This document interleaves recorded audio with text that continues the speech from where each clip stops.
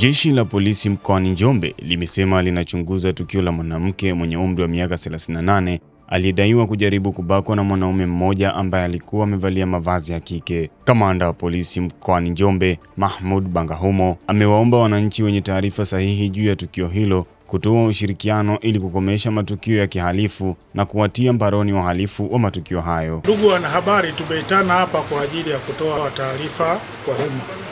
Jeshi la polisi katika mkoa wa Njombe linapenda kutoa ufafanuzi wa picha mjongeo iliyotolewa na baadhi ya blogi juu ya mwanamke mwenye umri wa miaka 38 ambaye alipata tukio la kujaribu kubakwa na mwanaume mmoja ambaye alikuwa amevalia mavazi ya kike. Aidha, jeshi la polisi linaendelea na uchunguzi wa kina juu ya tukio hili na linawaomba wananchi wenye taarifa sahihi juu ya tukio hili kulipa ushirikiano ili kukomesha matukio ya kihalifu na kuwatia mbaroni wahalifu wa matukio ya namna hii.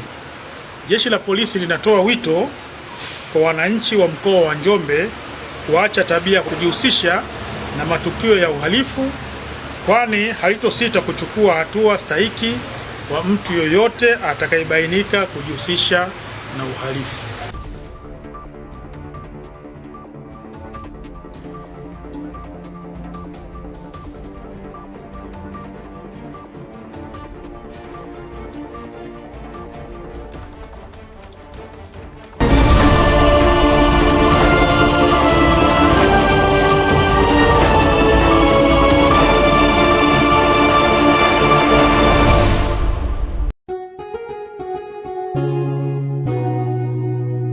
Kasako Media, tunaangazia maisha, tunaandika kesho.